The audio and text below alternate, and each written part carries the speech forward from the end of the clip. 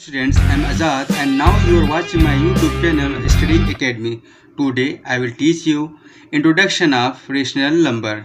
Rational number इसको हम परिमेय संख्या कहते हैं। जैसे मान लीजिए कि कोई फ्रैक्शन दिया है p अपॉन q, तो q is not equal to 0, तो इसको हम कह सकते हैं p अपॉन q एक परिमेय संख्या है। It means rational number. जैसे फॉर एग्जांपल 2 अपॉन 5, 1 अपॉन 6, ये सब देखिए फ्रैक्शन दिया है, तो इसको हम क्या कहेंगे? परिमेय संख्या, रेशनल नंबर। अगर 2 अपॉन 0 हो जाएगा तो ये रेशनल नंबर नहीं होगा, क्योंकि 2 अपॉन 0 का भाग किसी भी संख्या में देंगे तो इनफाइनाइट आ जाएगा। अगर ये सिर्फ 0 होगा तो ये हमारा रेशनल नंबर होगा। ठीक है, तो आइए हम रेशनल नंबर की कुछ प्रॉपर्टी देखते हैं, फिर आपको अच्छे से समझ में आएगा। तो देखिए इसमें जो पहला प्रॉपर्टी है वो है क्लोजर प्रॉपर्टी। तो क्लोजर प्रॉपर्टी में हम चेक करेंगे कि किन्हीं दो रेशनल नंबर का एडिशन ऐड करने पे क्या वह नंबर रेशनल नंबर आता है। सब्ट्रैक्ट करने पे भी देखेंगे, मल्टीप्लिकेशन एंड डिवाइड करने पे भी देखेंगे। तो ये हम चारों चेक करेंगे क्या ये वर्क करता है। देखिए पहला एडिशन की बात करें हम, तो एक एग्जांपल देखिए, जैसे कि मान लीजिए a upon b plus c upon d दिया है। ठीक है, तो इसको हम चेक करेंगे कि ये दो नंबर को हम ऐड करते हैं। जैसे कि मान लीजिए रेशनल नंबर 1/2 है प्लस 3/2 है, तो देखिए यहाँ पे आ जाएगा 4/2। तो 4/2 ये फ्रैक्शन है, तो ये रेशनल नंबर भी होगा। तो दिस इज रेशनल नंबर। तो हम कह सकते हैं कि जो क्लोजर प्रॉपर्टी है उसमें हम किन्हीं दो संख्या को ऐड करते हैं तो वहाँ पे हमें रेशनल नंबर मिलता है। ठीक है, आया समझ में? तो इसी प्रकार हम सब्ट्रैक्ट वाला करेंगे, घटाएंगे इसको हम। जैसे कि मान लीजिए a upon b minus c upon d दिया है। ठीक है, तो यहाँ पे a की जगह हम मान लेते हैं 3/2 दिया है माइनस 1/3 दिया है। तो देखिए यहाँ पे कितना आएगा, यहाँ पे 6 हो जाएगा, यहाँ पे 9 माइनस 2 हो जाएगा। तो यहाँ पे 9 माइनस 2 7/6। तो 7/6 एक फ्रैक्शन है and not equals to 6 not equals to 0। तो इसको हम कह सकते हैं 7/6 इज ए रेशनल नंबर। ठीक है, तो हमने एडिशन वाला पार्ट देख लिया, सब्ट्रैक्शन वाला पार्ट देख लिया।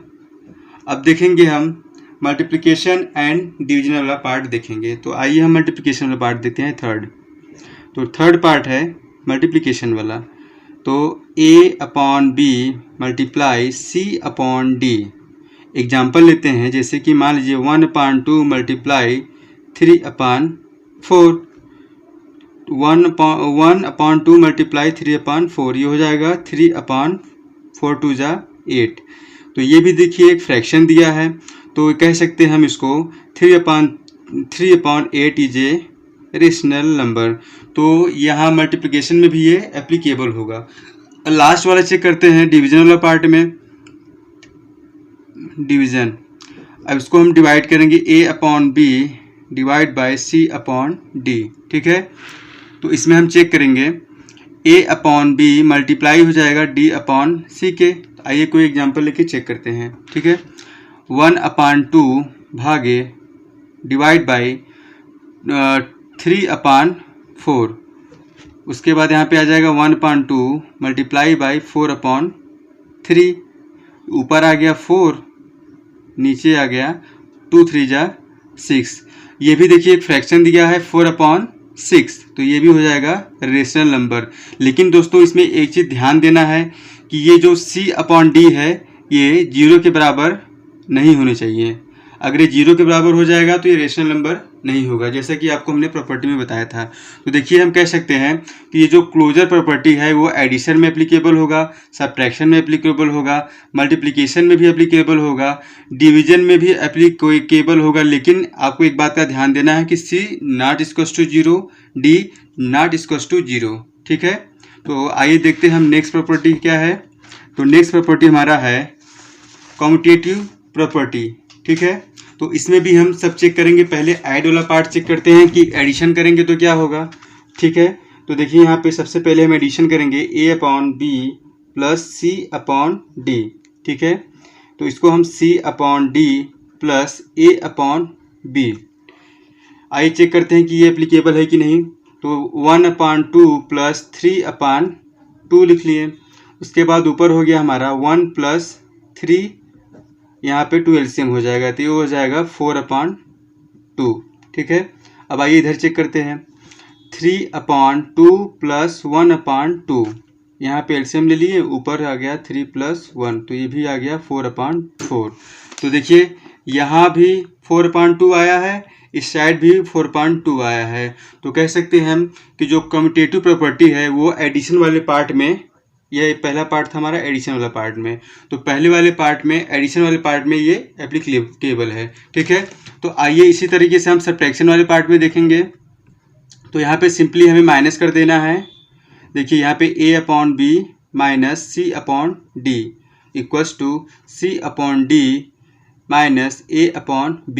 तो इसको हम चेक करेंगे कि ये एप्लीकेबल है कि नहीं है। ठीक है, तो यही सेम एग्जाम्पल हम लेंगे। 1/2 माइनस 3/2, तो ये हो जाएगा 1 माइनस 3/2, ऊपर हो जाएगा -2/2, ये कट के -1 आ जाएगा। ठीक है, अब यहाँ पे देखिए 3/2 माइनस 1/2 करेंगे तो ऊपर आ जाएगा 2/2, यहाँ पे 1 आ जाएगा। तो देखिए यहाँ पे 1 आ रहा है, यहाँ पे -1 आ रहा है, तो ये सब्ट्रैक्शन के लिए एप्लीकेबल नहीं है, ये नॉट एप्लीकेबल। ठीक है, आइए हम थर्ड पार्ट में चेक करेंगे, किसमें, मल्टीप्लिकेशन वाले पार्ट में। a/b multiply c/d equals to c/d multiply a/b। यहाँ पे कोई नंबर ले लेते हैं, 2/3 मल्टीप्लाई 1/2। देखिए कितना आंसर आता है, 2/6 आ गया।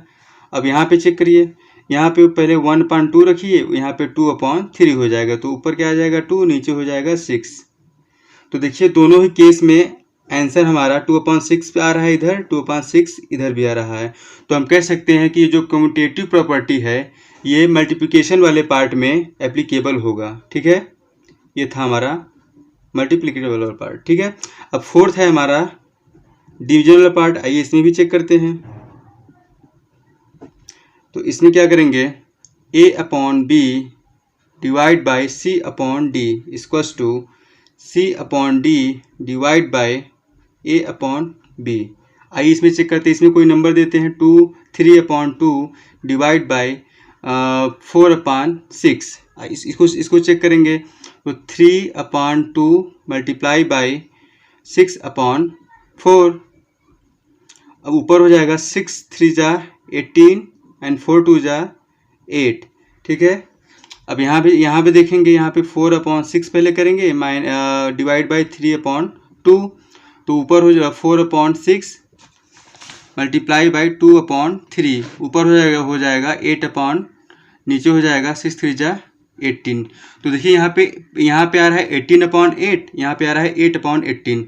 तो हम कह सकते हैं कि ये जो कम्यूटेटिव प्रॉपर्टी है ये डिवीजन वाले पार्ट में एप्लीकेबल नहीं होगा, ये हो गया नॉट एप्लीकेबल। ठीक है दोस्तों, समझ में आ रहा है? समझ में आ रहा है तो अच्छी बात है, नहीं आ रहा है तो आपको हम फिर से हम बता देंगे। ठीक है, आइए हम अगला प्रॉपर्टी देखते हैं, क्या है हमारा एसोसिएटिव प्रॉपर्टी। एसोसिएटिव प्रॉपर्टी में हम क्या करेंगे, इसमें हम कोई 3 नंबर लेते हैं, जैसे मान लीजिए एग्जांपल हमारा a/b plus c/d plus e/f equals to a/b plus c/d plus e/f।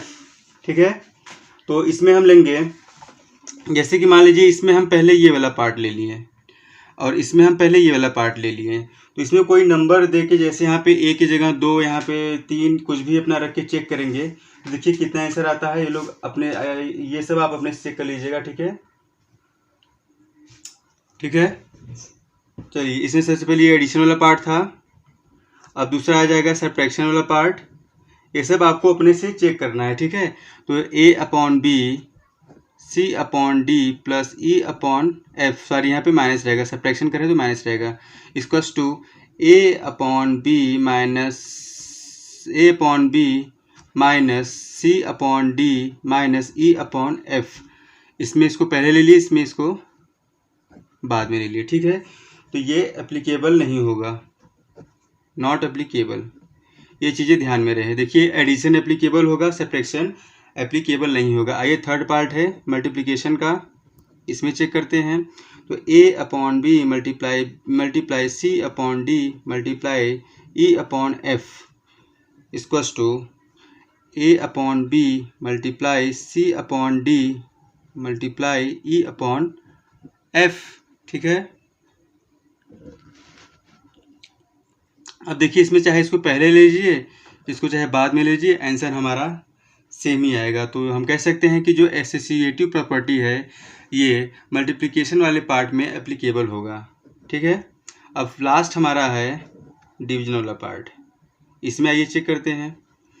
a upon b divide by c upon d divide by e upon f equals to a upon b divide by c upon d and divide by e upon f. तो इसको हम पहले ले लिए, इसको हम यहाँ पे आगे ले लेंगे। ठीक है, तो यहाँ भी अगर हम चेक करेंगे कोई नंबर रख के तो ये नॉट एप्लीकेबल होगा, आप लोग चेक कर लीजिएगा। तो ये हमने 3 प्रॉपर्टी पढ़ लिया। ठीक है, तो आइए हम चौथा प्रॉपर्टी पढ़ते हैं।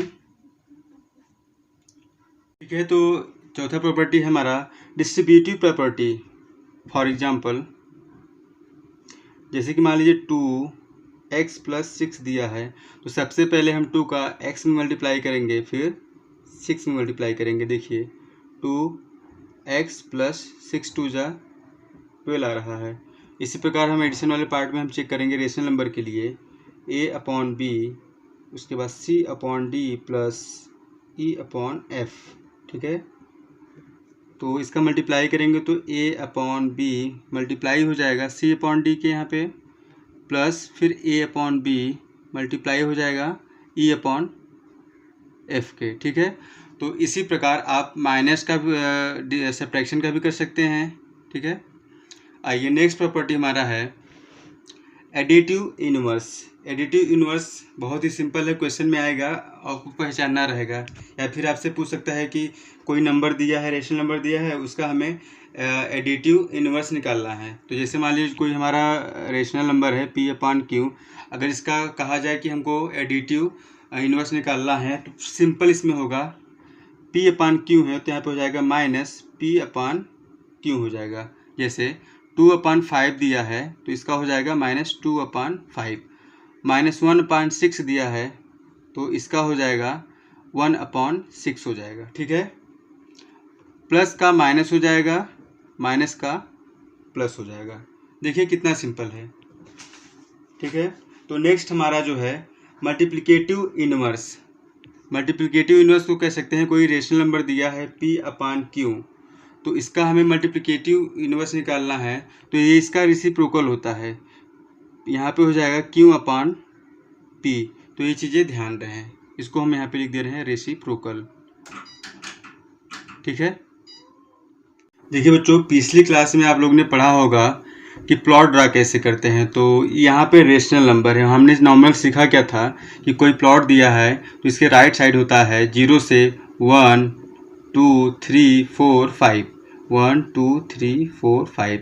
इसके राइट साइड में होता है -1 -2 -3 -4 -5। ठीक है, तो अगर हमें फाइंड करना है रेशनल नंबर -2/5 को, अगर इसका प्लॉट ड्रा करना है तो सबसे पहले हम चेक करेंगे कि -2/5 कहाँ पे आ रहा है। ठीक है, तो इसको चेक करने के लिए हम 2 में भाग करेंगे 5 का, तो ये देखिए 0 बार जाएगा, पहले यहाँ पे 2 आ गया, पॉइंट ले लेते हैं, यहाँ पे 0 हो जाएगा, यहाँ पे 4 5 4 = 20।